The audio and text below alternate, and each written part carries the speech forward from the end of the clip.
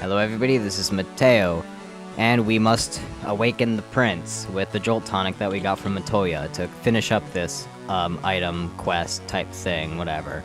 So let's go ahead and give it to the healer. I was going to say that he was like the Chancellor or something, but the healer's good too. Apparently not a very good healer though, if he wasn't able to figure out this whole Jolt tonic thing in order to awaken the prince. But oh well. So, he opened his eyes, yeah. Oh, that sucks, but hey, you're awake now. Yeah, we indeed are. The time for me to pass on the Mystic Key. Ah, Mystic Key! So you remember those doors that said you need a Mystic Key or something like that to open this? Well, we finally have said key, and I'm going to be going all over creation in order to open said doors, because there's a whole bunch of good stuff behind those. It's infinite use, so you don't have to worry about like only having one of them, so you can only open one door. It's like a skeleton key sort of. It can open any door, because really those are the only doors that are locked. Okay, and I could have sworn that there was some type of a hidden door there, and I keep on doing that on accident. But I could have sworn that there was a place where I could use the Mystic Key here in this castle, so that's why I'm kind of running around. And indeed we can finally open up this area. You don't even have to go to your menu to use it, it just kind of acts like all doors are now open, basically. So we got some bronze gloves, some other piece of item that I didn't, or piece of equipment that I didn't really see, and some gil. But the bronze gloves are good. What was that first thing that we got? Oh well, it doesn't really matter. Now we're going to Elfheim for real, except not really. So let's go ahead, go back to the boat, and I'm going to meet you back at... Oh no, actually I'm going to go back to Marsh Cave. Back to that really large floor where I pointed out all the doors that were locked and such. Oh, Mithril Hammer, that was the other item that I got. White mages can equip hammers, and they're actually pretty good attack-wise. So you could give your white mage a hammer so that they can do some damage, but otherwise that's really the only class type that can use it. And there was a silver armlet, I believe. Evade is better, but I think I'm going to give that to my black mage, so he will be at least somewhat up to par when it comes to levels and stuff. And of course, we are taking tons of damage from this place because it still is kind of difficult, so you want to be careful with that. Make sure you bring some antidotes, of course, and, well, some MP. You just want to be careful though, because there really isn't a way to heal. Oh, don't pay attention to that glitchy screen. It's nothing. Okay, there we go. It's gone now. But yeah, don't pay attention to that. Just a little glitch. What's with this room? There's nothing. Oh well. But what was I saying? There is really no way to heal MP in this game. You just kinda have it, or you don't. There are some things that'll heal it, but they're rather rare. And also, I went to the side of that treasure chest, which is dumb, because if you go to the tile in front of that treasure chest, you can run into these guys, the anacondas. They can poison you, that's just about it. But, yeah, saying that, there are certain tiles in the game, usually in dungeons, where you can run into a group of monsters indefinitely. Fans of the game call them guardians, where basically if you stand on the tile, you will end up right there, or you'll get in the battle no matter what. So, and there are some monsters exclusive to the whole Guardian thing, so you kind of want to watch for that. They're also really good for grinding, because then you could just go back and forth between that tile and another. And yeah, here's another example of a Guardian. The Pisca Demons were actually a group of Guardians. You could keep on standing on that tile and continue fighting Pisca Demons if you wanted. But obviously, the Wraiths, they paralyze you, and if they paralyze all of your party members, you're at their mercy for a couple of turns. It'll heal eventually, but still. So go ahead, fire at them, and kill them all. There's the Falchion, which is a pretty good sword. Here we have a group of mummies, which are other new enemies that we haven't seen yet, but they aren't nearly as bad, and actually are very easy. They just have a bit of a physical attack. But other than that, not a whole lot going for them. Whoa, 25 to the knight. Or warrior. Why do I keep on calling him the knight? He's obviously a warrior. No, well. Nope, I didn't grab that treasure chest accidentally, so now I had to fight the mummies again. And there was another group of mummies or anacondas right there, so we got something else. There, I wasn't even paying attention. I think it said like Power Staffer maybe? And now we're back at Castle Cornelia, back where we started the game, because there's yet another group of treasure chests right here that we could only get by opening the door with the mystic key. They're right by here, by this old guy. Right through this door we have a total of 6. There's a saber, cottage, mithril knife, which I think is an upgrade for the black mage. When it says you can't hold anymore, that means that you have 99 of the item and it'll just be put back in the treasure chest if you want to grab it again for whatever reason.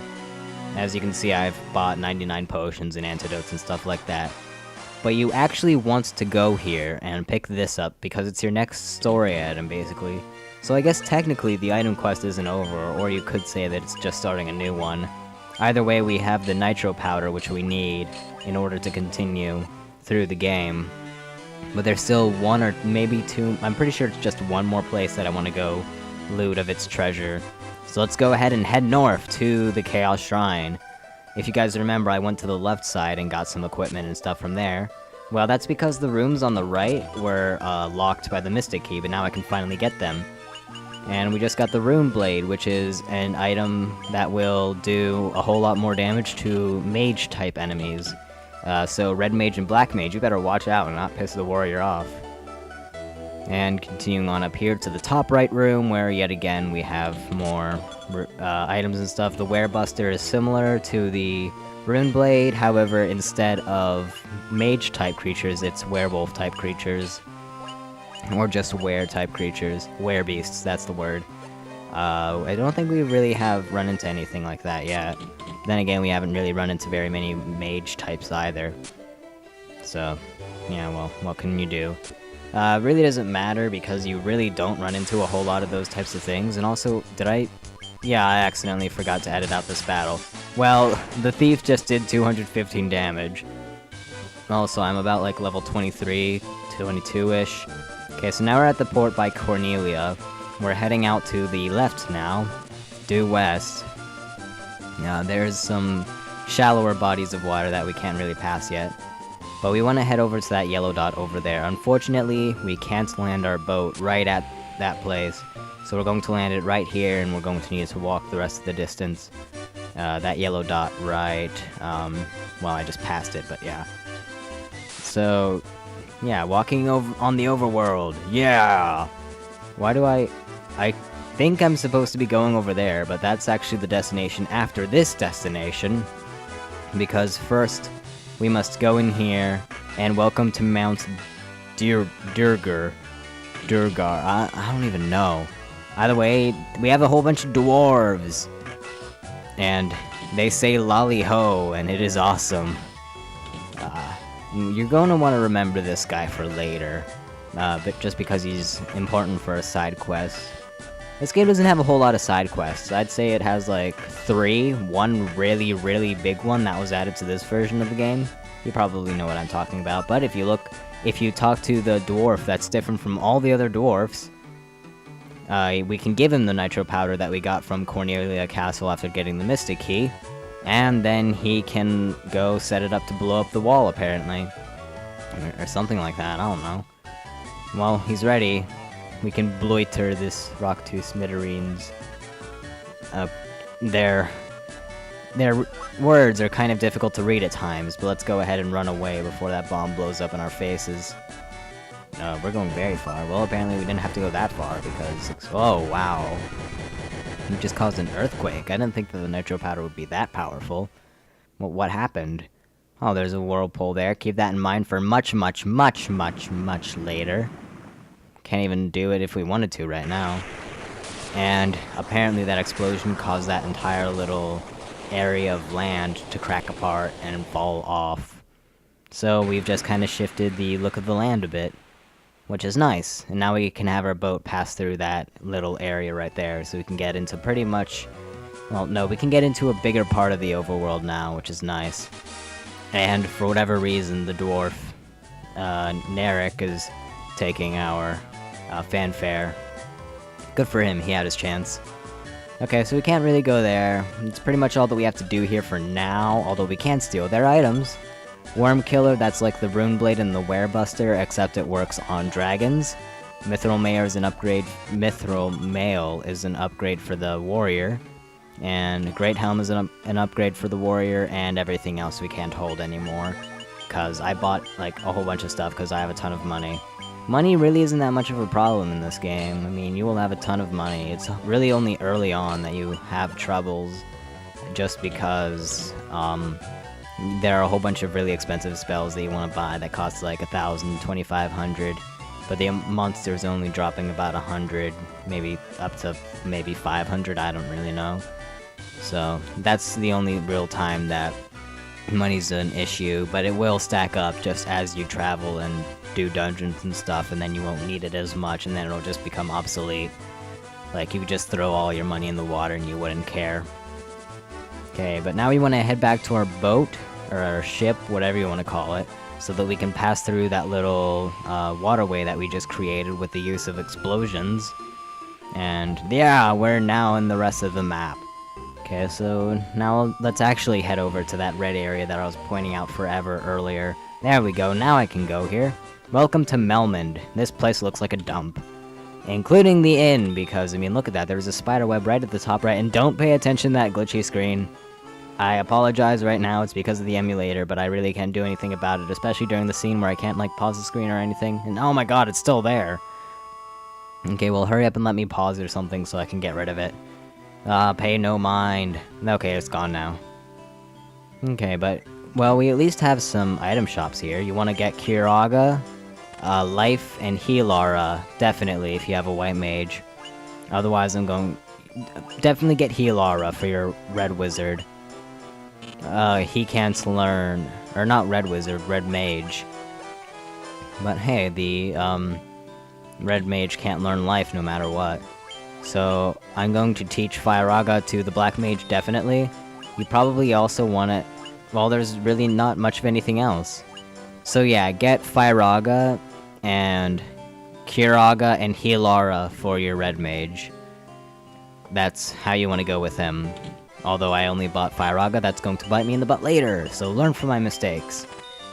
Again, that's Firaga, Healara, and Kiraga for the red mage. You can go without life, you have Phoenix Downs to do that. So, yeah.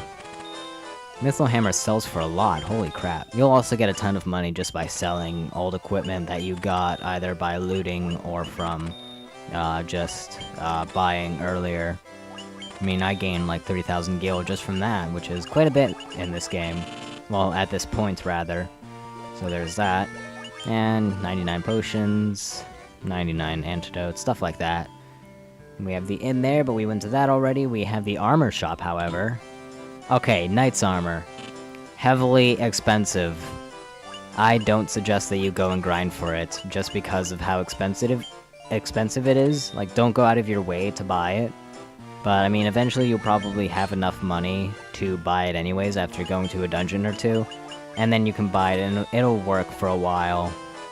But it'll soon be outclassed by something stronger that won't be as expensive at that point. Okay, so apparently it's the Fiend of Earth or something like that that's causing this to happen. Well, the game was talking about how wow, I barely have enough money. That's good. Or bad at the same time. But still. So all of a sudden, pretty much all of our specialty swords are outclassed. But they do sell for a lot. So there's that. At least you get like 7,000 gil, at least, just from rating those two items. But yeah, Fiend of Earth, causing Earth to die, especially in Melmond, apparently. But let's go ahead and head left yet again. We have a thing for going left this part. And then we can stop for a minute, apparently. The white mage... I don't even have a white mage. The black mage was tired. What can you say? You can't blame him. Quite a bit of a walk. I mean, this is a world. It's huge. I mean, really, this is probably taking multiple days, let alone how many battles we're fighting. But we have one last minute to fight a Hyenodon, rather weak, we'll die right now. But yeah, that's pretty much it for this part, and I will see you on the next one where we go through the Cave of Earth in order to fight the vampire. Yeah.